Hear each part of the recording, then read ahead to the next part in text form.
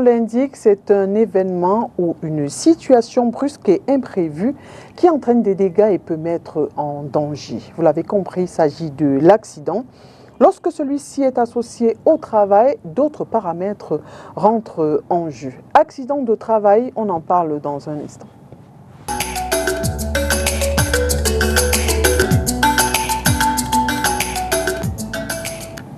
Mesdames et messieurs, bienvenue. L'émission C'est tout droit. Le programme se propose d'apporter des réponses aux questions de société à travers le regard des hommes de lourd. Vous l'avez compris, ce jour nous parlons de l'accident de travail. Justement, qu'est-ce qu'un accident de travail et quelle procédure enclencher en cas d'accident de travail?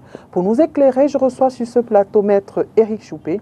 Il est avocat au barreau du Cameroun. Maître, bienvenue et merci d'avoir accepté notre invitation. Merci Madame Oriane, le plaisir est une fois de plus renouvelé. Je profite de cette circonstance pour transmettre mes salutations à tous les téléspectateurs de STV. Merci. Mesdames et messieurs, pour planter le décor, je vous propose de regarder cet élément et nous revenons juste après. Personnellement, non. Mais j'ai déjà vécu un accident au travail. Est-ce que vous savez que ça c'était un accident de travail? Parce que l'accident s'est produit dans l'enceinte de l'établissement scolaire et aux heures où l'école est responsable des enfants. Oui, j'ai déjà vécu un accident de travail dans l'une des sociétés de la place, précisément même une société chinoise qui fait dans l'exploitation du bois, la transformation du bois en contre-placard ou en feuillet de papier, où une collègue a été victime, elle a été percutée par un engin qui transportait le dit matériel contreplaqué. D'abord par la négligence du personnel et le manque de suivi, de formation des employés dans une société et aussi la négligence de l'employeur vis-à-vis de ses employés. Puisque un accident de travail au sein d'une entreprise ne doit pas exister. Il y a d'ailleurs des critères qui nous permettent d'éviter cela par la balise des entreprises. Quand il s'agit des entreprises de transformation industrielle, il faut baliser le sol. Ici, cet endroit est réservé pour les usagers, cet endroit est réservé pour les engins. Quand cela n'est pas fait, attendons-nous à des accidents de travail, continuellement et constamment même au sein de l'entreprise. J'ai déjà vécu ce qui contient l'accident de travail, mais ce n'est pas pour moi-même, c'est pour un collègue de service. J'ai subi le accident de travail. L'accident, il s'était dit que c'était un bureaucrate où les lunettes avec lesquelles il portait, c'est tombé. C'était tombé au bureau. Par contre, les lunettes là n'étaient pas des lunettes que la société avait achetées. Mais sauf que la société était obligée de lui procurer donc lunettes. Et maintenant, comme il était assuré dans un centre de santé, la société a donné des prescriptions pour pouvoir se procurer une nouvelle paire de lunettes. Ok. Pour vous, quel accident, comment est-ce que vous pouvez considérer un accident comme étant celui de travail? Quelle explication donnez-vous? Oui, l'accident de travail se fait d'abord au lieu du travail. L'accident de travail est différent de l'accident individuel. L'accident c'est pendant les heures de travail. Donc ça veut dire quoi? Ça veut dire que même si une personne, même si l'employé est dehors, peut-être soit faire une transaction bancaire, lorsqu'il est renversé par une moto, ou bien lorsqu'il est percuté par une voiture, c'est l'accident du travail. Parce que cet accident s'est produit aux heures creuses du travail. Donc de 8 heures, s'il travaille peut-être de 8 heures à 17 heures, pendant ce moment-là, il est en train de se faire rassurer. Donc mais au-delà de ces heures-là, il ne fait plus partie, on ne peut plus parler d'accident du travail. Un jour en sortant de la maison pour aller au déballage, faire mes criages, et on a été percuté par une moto. Bon, la moto nous a renversés et j'étais en train d'aller travailler. Et puis c'est un accident du travail. Et c'était un samedi. Je qualifie un accident de travail qu'on a fait. On a cet accident pendant qu'on est en train de travailler ou pendant qu'on se rend au lieu du travail. C'est dans ce sens que je qualifie cet accident de travail. je qualifie ce genre d'accident de travail. J'étais dessus, donc tu vois, on était au chantier. Donc en envoyant le parpaing au technicien, le parpaing est revenu, ça s'est cassé, ça m'a blessé. Et le technicien n'a pas su quoi faire pour me prendre en charge, donc c'était pas bon. Donc la réaction, il fallait que je continue de travailler. Et comment est-ce que vous avez su que c'est un accident de travail? Bref, si je vais dire que... Bref, par rapport à mon évolution, à mon évolution dans mes études scolaires, on a eu un module sur l'accident de travail. Et on nous a un peu détaillé, c'est là où j'ai pu maîtriser. Maintenant, par rapport à avant, je ne pouvais pas savoir que c'est un accident de travail parce que c'était un job, mais c'est la même chose. Très bien, maître. Vous les avez écoutés. Est-ce que, selon vous, ils ont quand même donné une bonne définition de l'expression? Bon, je pense qu'en écoutant les riverains de la ville de Douala, on peut clairement ressortir toutes les composantes d'un accident de travail, de même que les conditions même, et même les causes. Donc, ils ont une compréhension assez élargie sur la question. La seule chose qu'on peut observer, c'est que la procédure et peut-être les dispositions légales et la méthode, ils ne maîtrisent réellement pas. D'accord, d'où votre présence ici. Déjà, dites-nous de façon ce que la loi dit. Qu'est-ce qu'un accident de travail? Bon, déjà, il y a plusieurs définitions de l'accident de travail. La définition la plus complète, à notre sens, que nous allons donner présentement est celle qui est issue du lexique des termes juridiques. À l'intérieur, on vous parle de l'accident de travail comme un événement à caractère soudain et qui est survenu du fait ou à l'occasion du travail. Okay. Donc c'est un événement à caractère soudain qui est survenu du fait ou à l'occasion du travail. J'estime pour ma part que cette définition est assez complète parce qu'à l'intérieur, on vous dit quelles sont les conditions dans lesquelles on peut parler d'un accident de travail et dedans également, on vous dit quelles sont on vous dit que peu importe les causes déjà, et plus tard, ça doit avoir un effet dommageable. D'accord. Donc, il n'y a pas de cause. On ne peut pas dire qu'accident de travail, il y a des causes. Il n'y a pas une nomenclature des causes arrêtées. Okay. Les causes peuvent être de toutes sortes, peut-être on en reviendra tout à l'heure, mais il n'y a pas une typologie des causes pour dire que parce que c'est telle chose, c'est un accident de travail. Ok. Le caractère soudain même, voilà. on comprend bien. D'accord. Alors, peut-être dites-nous quelle est la procédure, puisque bon, il n'y a pas de conditions arrêtées. Si on est sur son lieu de travail, c'est un accident de travail. La définition est claire là-dessus. Oui. Bon, pour qu'on qualifie la survenance d'un événement soudain d'accident de travail, il y a deux conditions. Ok. Peu importe les causes, mais il y a deux conditions. Ok. Là, on peut se poser la question de savoir à quel moment ou alors dans quelle hypothèse on se retrouve véritablement en face d'un accident de travail. Ok. Il est constant que lorsque vous êtes victime de quelques troubles que ce soit, pendant vos heures de service au sein de votre société de Togo, il s'agit d'un accident de travail. Lorsqu'un événement soudain arrive là et vous cause un préjudice tant corporel que psychologique, c'est un accident de travail. Maintenant, le législateur camerounais, que ce soit le Code du travail ou la loi de 77 qui traite des questions de 77 et d'accidents de travail, et même la jurisprudence a clairement indiqué que l'expression accident de travail s'étend même dans le processus de départ du domicile pour le travail et du retour du travail pour le domicile. Dans ces deux trajectoires-là, lorsque vous êtes victime d'un accident, on le qualifie d'accident de travail et on applique la réglementation en la matière. D'accord. Donc voilà les deux conditions dans lesquelles on peut parler d'un accident de travail.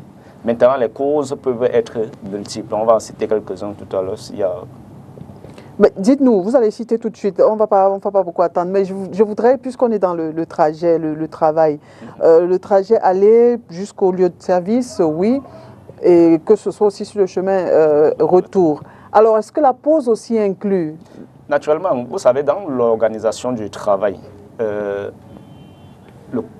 être humain, le corps humain se fatigue. Okay. Et les textes qui régissent le travail ont clairement indiquer qu'il doit avoir des heures de service de telle heure à telle heure, et une pause pour permettre à l'organisme de se reposer, de se régénérer, pour être plus optimal dans le travail effectif. D'accord. Donc, même les heures de pause sont comprises dans le qualificatif d'accident de travail. Si pendant vos heures de pause, mais vous savez que chaque société a un règlement intérieur qui prend des dispositions. Il y a des dispositions sur la pause. Comment ça va se dérouler, où est-ce que ça va se dérouler. Okay. Il y a des sociétés qui ont carrément des cantines. Et ils disent pendant la pause, chaque personnel doit se rendre au réfectoire, prendre une chose, se reposer quelques minutes et revenir. Maintenant, si vous sortez hors cadre de cette pause-là et du trajet qui a été défini en amont par la société, il va de soi que vous ne pouvez pas être couvert par l'expression accident de travail. D'accord. Alors dites-nous, quelques causes alors. Bien, les causes d'accident de travail. Déjà, c'est vrai qu'on ne va pas rejeter totalement l'élément intentionnel parce qu'il y a les gens qui sont victimes d'accidents de travail, même par propre intention, ils l'ont provoqué eux-mêmes. Ok. Mais ce qu'on note beaucoup plus dans le cas des accidents de travail, il y a d'abord le cas de force majeure. C'est la raison pour laquelle on a parlé de soudain, imprévisible et tout ça. Ça veut dire que c'est un cas de force majeure qui est survenu là et tu ne pouvais pas prévoir cela ou alors prendre des dispositions en avant pour les éviter. Parce que je dis n'importe quoi. Nous sommes dans cette salle en train de réaliser cette émission. Si les meubles décident de s'effondrer, par exemple, on ne le souhaite pas. On ne le souhaite pas, mais on n'a aucun élément. Nous ne sommes pas les experts en bâtiment pour prévoir et on ne peut pas savoir l'étendue des dégâts que cela peut causer. Maintenant, il y a l'imprévisibilité, il y a également l'imprudence. D'accord. Il y a l'imprudence, que ce soit de la part de l'employeur ou de l'employé. Et il y a également la négligence. Il y a la négligence et il y a peut-être l'un des règlements de la ville de Douala, l'absence de prise des dispositions sécuritaires nécessaires et maximales pour préserver, pour accorder ou réserver à l'employé un cadre de travail propice. Donc voilà autant de choses qui peuvent être à l'origine des accidents de travail. Oui, de travail. Alors, maître, dites-nous, est-ce que accident de travail, c'est uniquement lorsqu'on est dans une entreprise ou alors, comme notre vendeur de vêtements dans le Vox Pop a dit tout à l'heure, il allait pour faire son déballage et il a fait un accident. Est-ce que ça, c'est un accident de travail? Et je vais pousser un peu plus loin. Si il fait cet accident-là, sachant qu'il est son propre patron, par exemple, est-ce qu'ici, on va déjà dire que c'est un accident de travail et qui prend en charge? Bon, votre question est, somme toute, très pertinente. Mais il faut dire que là, celui qui fait le vendeur de vêtements, par exemple, il est son propre patron, c'est vrai. Mais il réalise là ce qu'on appelle une activité professionnelle. Qui a des avantages et des inconvénients. Au rang des inconvénients, on a ce qu'on appelle les accidents de travail. L'accident qu'il fait pendant qu'il est en train d'exercer cette activité-là est bien qualifié accident de travail. Maintenant, vous avez chuté en demandant qui s'occupe qui règle les factures qui vont être la conséquence de cet accident de travail-là. La question est toute simple. La question ne concerne pas uniquement son cas. En matière d'accident de travail, quand cela concerne pour tout type d'employé, la loi a prévu des mécanismes. Il y a d'abord la prise en charge médicale. Il y a les frais médicaux qui doivent être peut-être avancés ou remboursés. Pour ceux qui sont dans des sociétés, généralement, ce sont des prérogatives qui relèvent de la Caisse de prévoyance sociale, la CNPS. Donc, c'est la CNPS qui couvre le remboursement des frais médicaux et peut-être les indemnités. Parce que quand tu es déjà victime d'un accident de travail, il y a ce qu'on appelle l'arrêt.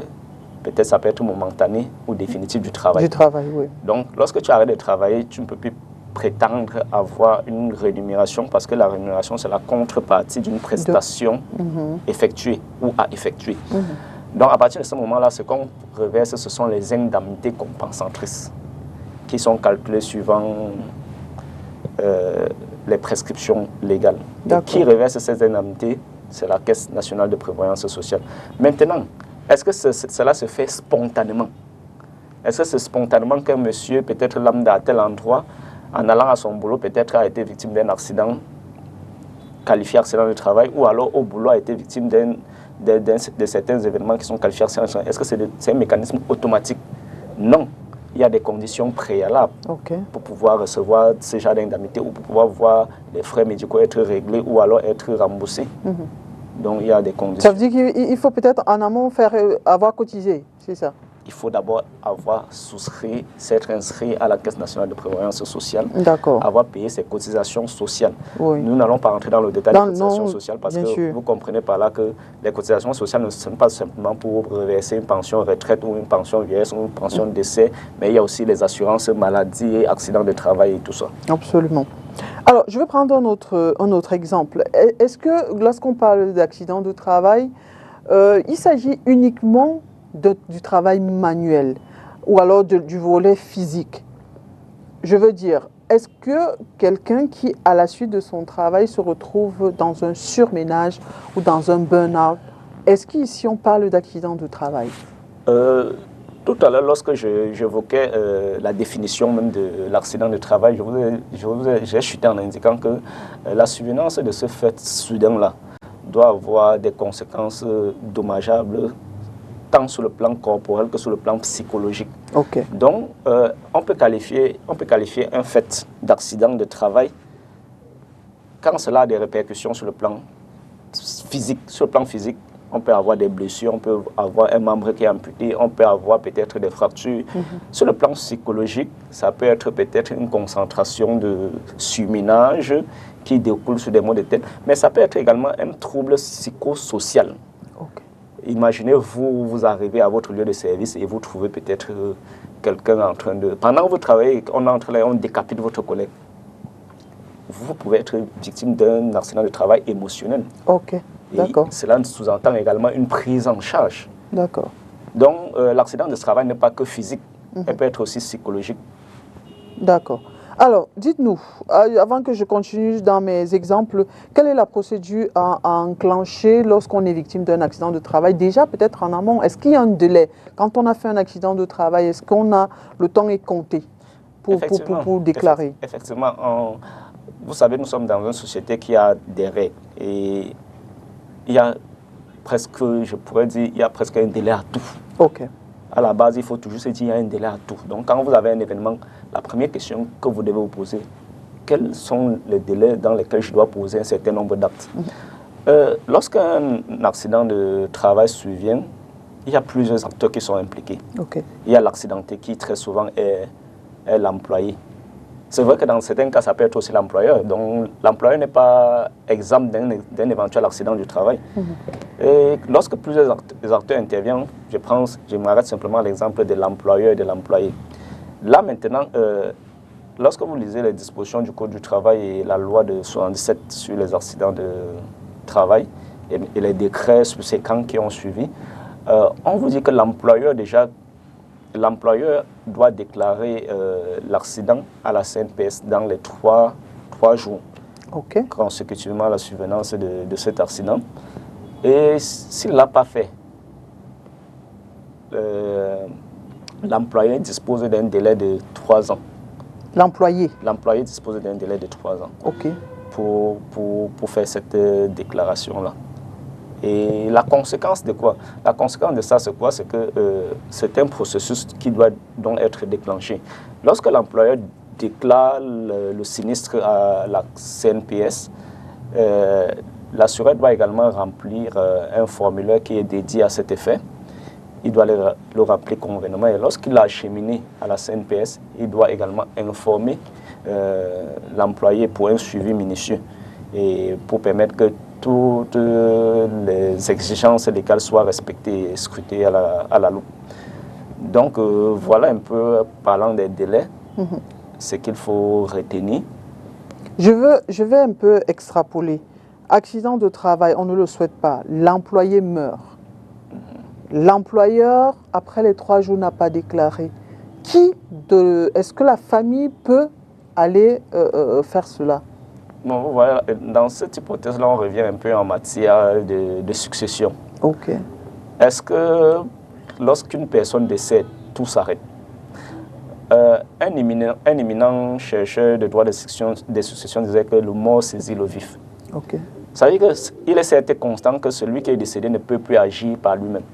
Mais il a ce qu'on a appelé des ayants droit, qui peut être des descendants, des ascendants ou des collatéraux. Okay. Donc la charge revient désormais à ces personnes-là. S'ils veulent que les mécanismes que la loi a prévus soient mis en branle pour lui, d'actionner le levier de saisine préalable de leur employé pour leur dire que vraiment, voilà, peut-être dans le cadre de l'exercice de ces missions que vous avez bien voulu l'attribuer, il a rendu là.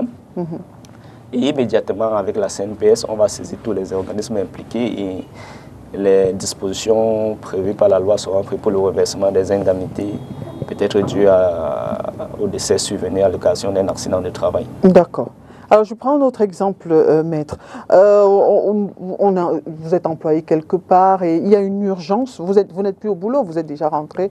Il y a une urgence et, disons, vous travaillez à Akwa et vous habitez Bonamoussadi, par exemple. C'est très urgent. Votre supérieur hiérarchique vous dit, du fait de cette urgence, ne prenez pas un taxi, prenez plutôt une moto. Alors, lorsque vous prenez la moto, malheureusement, en chemin, vous êtes victime d'un accident avant le lieu de service. Est-ce que le fait que la suggestion soit venue de la hiérarchie peut vous couvrir en cas d'accident? Je veux dire, lorsque vous allez vouloir réclamer, est-ce que le fait que ce soit une suggestion de votre hiérarchie, est-ce que vous êtes couvert? Bon, dans cette hypothèse, je pourrais dire ceci, que vous poussez un peu le raisonnement un peu plus loin. À partir du moment où votre supérieur hiérarchique vous mandate peut-être de réaliser une commission à l'extérieur de l'entreprise. C'est vrai, soit il peut avoir été indiqué qu'il y a peut-être un véhicule de service à la disposition des employés qui peut effectuer des commissions. Mais s'il est établi, parce que en matière de droit, il ne faut pas perdre de vue que le plus important, c'est la preuve des allégations. Okay. Mais si vous parvenez à démontrer que c'est une instruction de votre hiérarchie que vous avez exécutée avant que l'incident est survenu, là, vous serez couvert dans le processus de mise en œuvre des indemnités liées à un accident de travail. Okay. Mais n'oubliez pas aussi que l'obéissance à un ordre illégal ne vous protège pas. Ça veut dire que je prends un exemple à contrario de celui que vous avez pris tout à l'heure. Ça veut dire on vous demande de faire peut-être une commission dans une zone très insécurisée. Okay. Où au quotidien, les médias et les réseaux sociaux tempêtent sur des agressions sur la moto et on vous dit il est préférable de prendre un taxi, peut-être même un Yango, un taxi dépôt. Je ne veux pas faire les publicités, soi-disant en passant. Mais on vous dit il est préférable de prendre un taxi. Ça veut dire que lorsque votre patron vous dit prenez moto, vous-même vous devez dire boss, pour la sécurité de ma personne et de ma vie, je vais aller en taxi. D'accord. Alors, maître, dites-nous, accident de travail, maladie professionnelle, est-ce qu'il y a une différence? Est-ce que c'est la même chose? C'est vrai qu'ils ont le même régime de traitement sur le plan légal, mais il y a une différence. Okay. La maladie professionnelle et l'accident de travail ne sont pas la même chose. La maladie du travail, c'est une pathologie que vous développez, peut-être qui est liée à votre activité, à l'activité professionnelle. C'est une maladie qui peut-être qui a pris du temps également pour s'installer dans votre organisme et tout cela. Toujours est-il que le régime juridique de traitement est pratiquement le même que pour les accidents de travail parce que ce soit en matière d'accident de travail ou en matière de maladie professionnelle, cela peut provoquer ce qu'on appelle un arrêt de travail. Donc ça peut être une incapacité temporaire à pouvoir travailler ou une incapacité totale également à pouvoir exercer. Mais que ce soit suivant l'un ou l'autre, il y a des médecins de travail qui sont là et c'est en fonction du rapport médical qu'ils auront fait et du diagnostic qu'ils vont poser par la suite qu'on pourra savoir dans quelle catégorie vous classifier. Justement, vous parlez de médecin de travail. Est-ce que c'est obligatoire pour une entreprise d'avoir un médecin de travail? Bien, lorsqu'on lit les dispositions de la loi en matière de travail, il est clairement indiqué que chaque grande structure doit avoir un personnel de santé de première nécessités à disposition. C'est la raison pour laquelle, pour avoir personnellement travaillé avec certaines grandes sociétés de la ville de Douala, même depuis le processus de recrutement jusque pendant l'exercice de la profession, ils ont un médecin attitré qui les accompagne pour le suivi de leur personnel pendant le recrutement, pendant l'exécution même du contrat de travail. Ça, c'est le principe. Sauf qu'il n'y a pas de moyens contraignants. Normalement, cette règle n'est pas contraignante parce que certaines personnes, peut-être, n'ont pas suffisamment de moyens pour s'offrir ce type de service. Mais voilà un peu ce que pense la réglementation en la matière. D'accord. Merci, maître, pour toutes ces éclairages. Merci surtout pour votre disponibilité. Nous sommes au terme de notre émission. Je vous remercie également. J'espère avoir éclairé l'opinion publique nationale et internationale sur cette question d'accident dont le développement peut être aussi plus long que ce que nous avons eu à faire jusqu'ici. Oui, c'était une question de donner quelques grandes lignes. Tout à fait. Merci beaucoup, maître. Mesdames et messieurs, merci à vous d'avoir été des nôtres. Nous espérons justement avoir répondu à quelques-unes de vos préoccupations. N'oubliez surtout pas, nul n'est au-dessus de la loi et nul n'est censé ignorer la loi. À très bientôt.